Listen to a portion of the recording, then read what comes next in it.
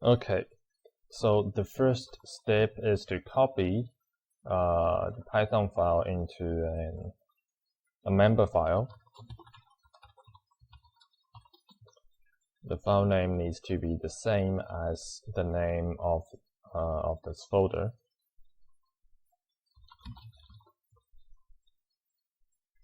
Okay. So before I start, I just need to say MAMBA might look similar to Python. It's actually implemented using Python, but you shouldn't treat it as Python. Otherwise, you'll find you'll run into a lot of bugs. Okay, so let's remove this Python stuff. There won't be any plotting in MAMBA.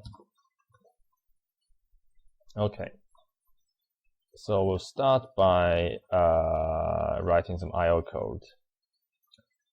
So remember from the lecture, we need to use channels. So open channel. Then we need to remember to close it. Okay. So here, XS was a Python list, but in MAMBA we need an array. So array needs to have a fixed size at compile time. So in this case it's n, and the type here is a secret fixed point number. And then we need to, the idea is to iterate over every element of the array and read an input.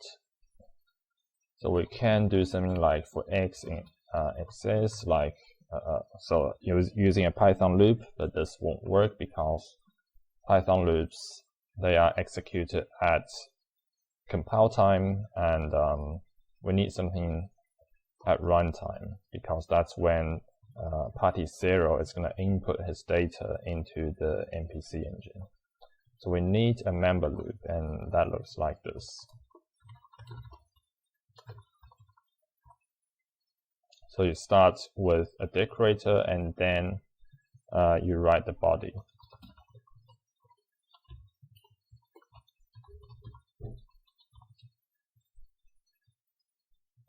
So we want x is at I to be is fixed, and we need to get the input from well, by default it gets it from standard in, unless you overload the input or output classes in scale.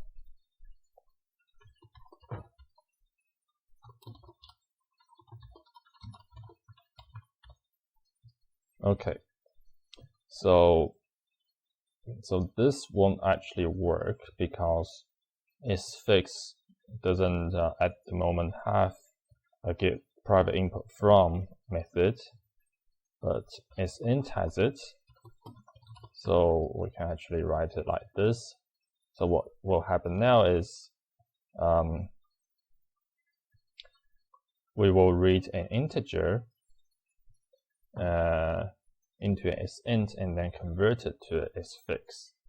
So that means our data like this, they need to be converted into the fixed point representation. So they need to be converted to fixed point representation, and then read it into isInt, and then convert it back into isFix.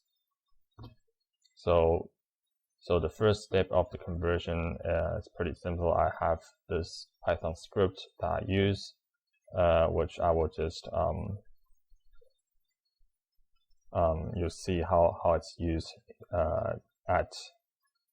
when I execute the MPC program. So what happens here is it basically shifts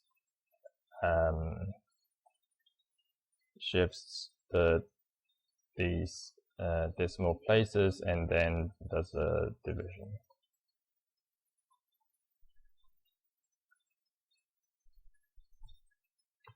Okay.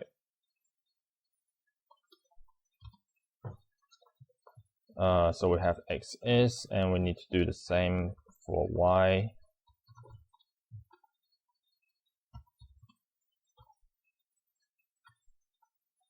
And y is going to be party 1. So party 1 will provide the input for y.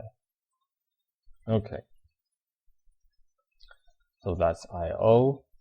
And now we have this gradient descent MSC function. So x is, y is, we already know what they are.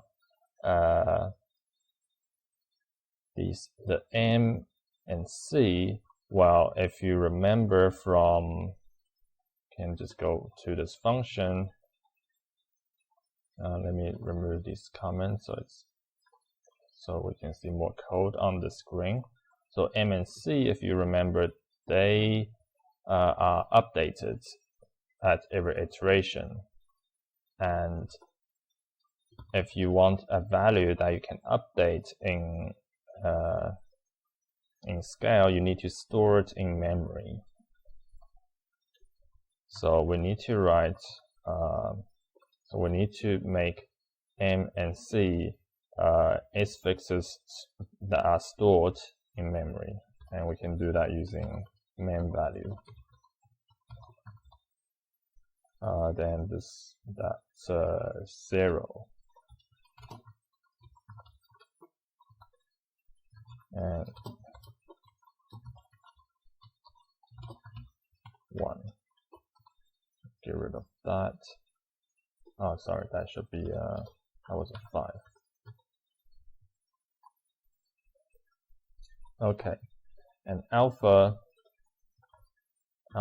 is a C-fix. Should be a C-fix because that's a C-fix represents a clear fixed point number. Because we're doing arithmetic using fixed point, so these need to be fixed. This thing needs to be fixed point 2, and then iterations. This can stay as 10 because this is known at compile time.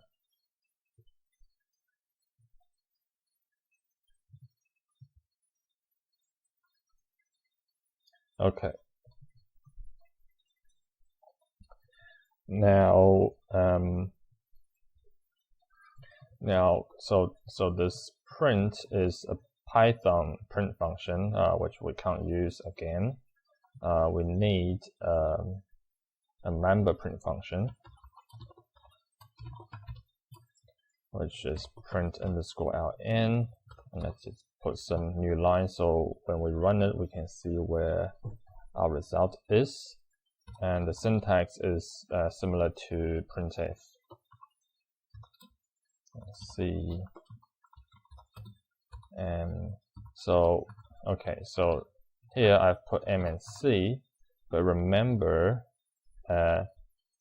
this is m, this is c. So here, what it's returning is actually the memory locations of these two things.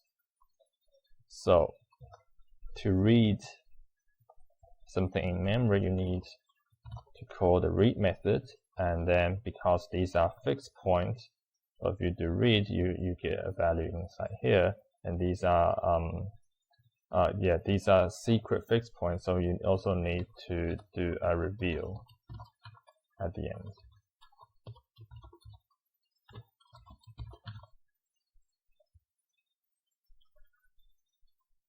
So in a real application, you'll probably write a function to do private output similar to this, but for convenience, we'll just print the result out. Okay. Now this part is pretty much done. So now let's go to this gradient descent function. We'll remove these because x is not a list anymore, so these won't work. Okay. So here in this function, the main, it's just one loop. So we need to do the same thing, convert it to a MAMBA loop.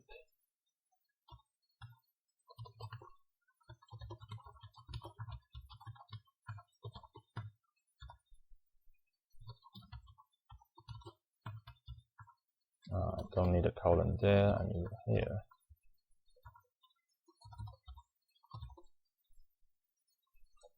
And let's get rid of this. And here set is a list here, so we need to convert that as well to a Python, to a MAMBA array.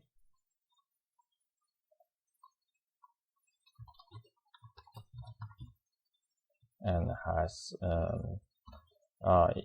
has n elements, but we removed n. So for our convenience, let's just add an input argument here, and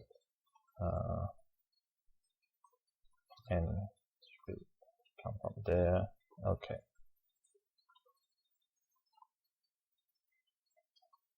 So we have our set array. Set is array. We'll put it at the top because we don't need to create it. Create a new one every time.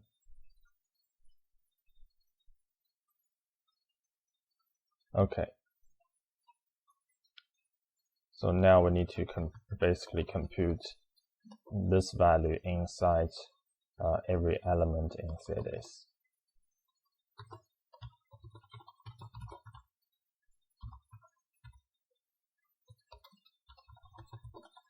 Let's call it in the body, and Z is of J should equal to this thing.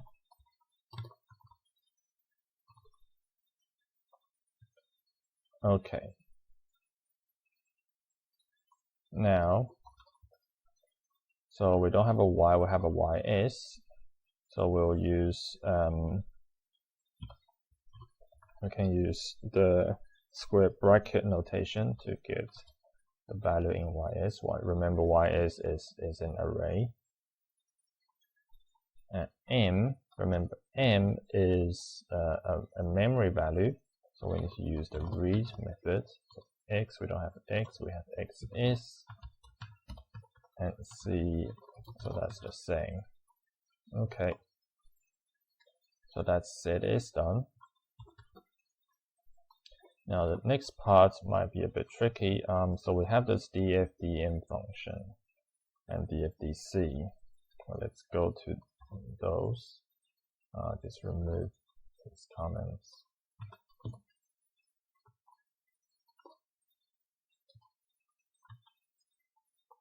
Okay. So I need to compute the sum of ZS, and so if you want to compute a sum, you need an accumulator, and because accumulator means if you need an accumulator, then we also need some a place in memory to store all the intermediate results. So here I think I'm going to add the accumulator that we're going to use, and which will also be the result. So let's say this mem is mem value. It's going to be our accumulator, and it's going to be the final result. So we'll initiate the accumulator with 0. And then we will do the same thing as before. We need to iterate over n times. We don't have n, so we'll add n here.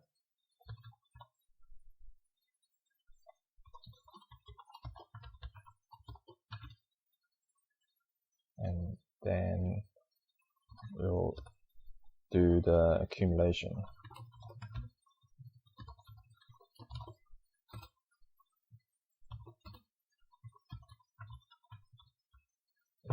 And it won't be a return anymore. So yeah, this is, I've got to do this part. So mem.read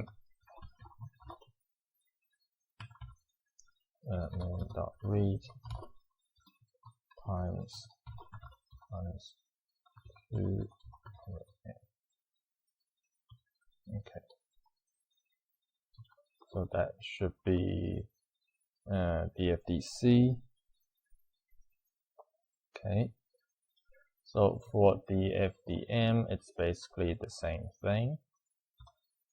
So we'll add an n, we'll add our accumulator, which is also the output, and we will initialize it. Can just copy this part and modify it. Initialize it, and here the logic is going to be a bit different. So it needs to be read plus it is of I times x is of I. Yeah, that looks okay. And then we scale it again in the same way. Okay. Right. Now let's go back. So the way we use these functions have changed. So we need these accumulators. So let's call it temp m.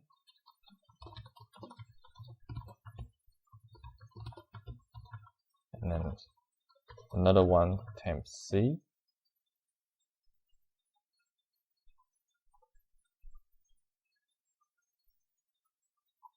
And then here we'll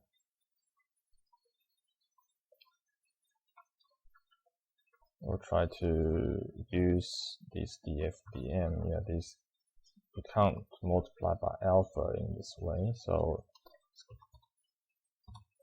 let's write them again here. N, X is, Z is, and our accumulator, so temp M, and the FDC is N, Z is, and temp C.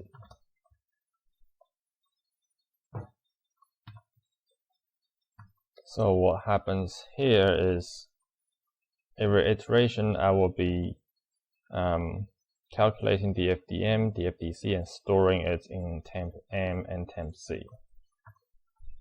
Right. Then we need to actually write the result into our M and C.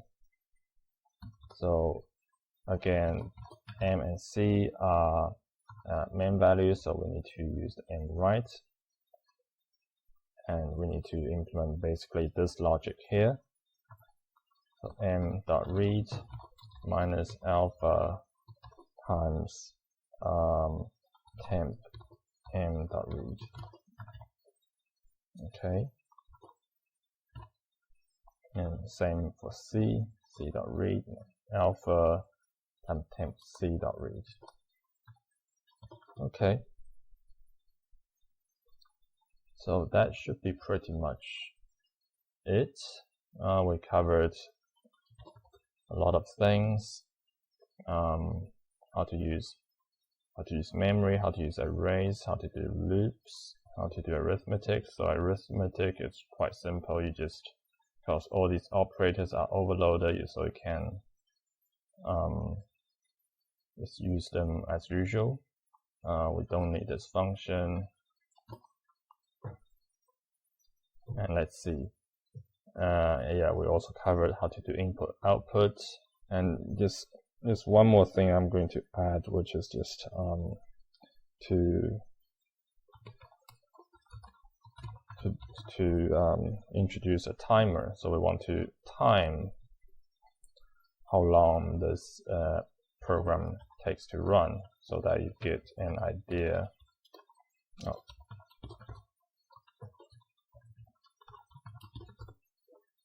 Okay, so hopefully that's I didn't miss anything, and we'll try to compile it. So to compile, you use the compile.sh command, and then you write program and the directory. So if everything went fine, it should compile correctly. Actually, there's a mistake that I made in the code. Let's just bring it back up.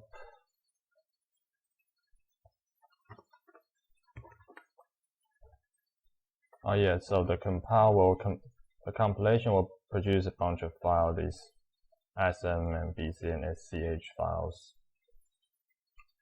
But we won't talk too much about that in this video. So let's go back to the code.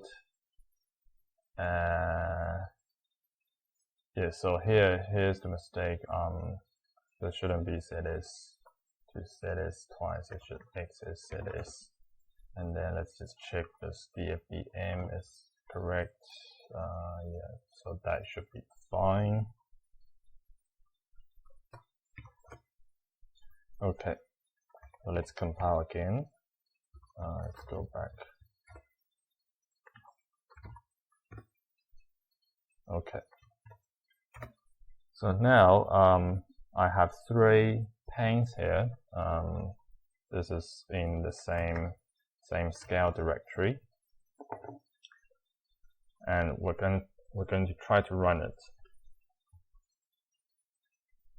So to run it, the command might be quite long in this example because we're doing a lot of stuff with standard input, but probably when you run it in your application, it won't be this complicated. So we need to cat the data, pipe it to the conversion function. So just to show you, it's going, so the data is going to look like this. Yeah, and originally it's like this. So this is going to get piped into the MPC program. No, player. This is player 0, and we need to give it the name of the program. Okay.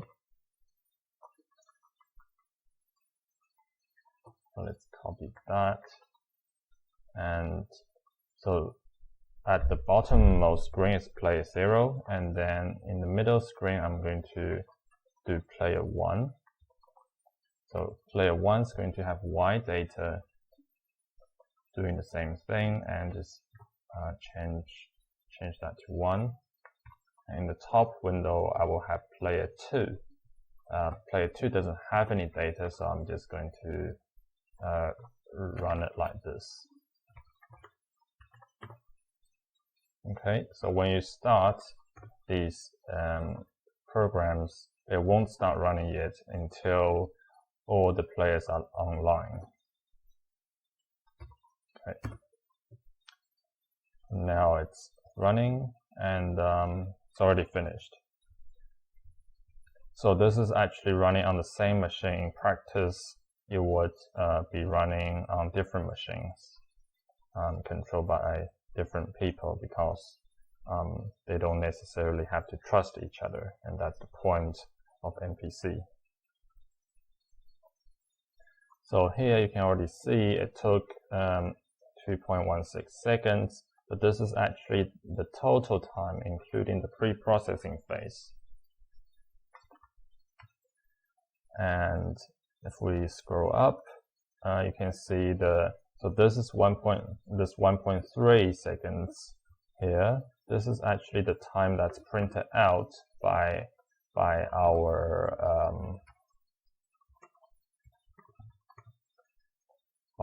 program here.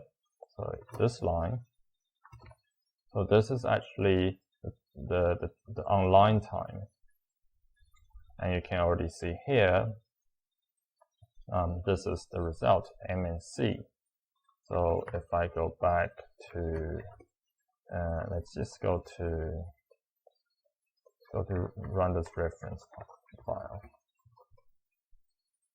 I need the standard in. So let's just do that.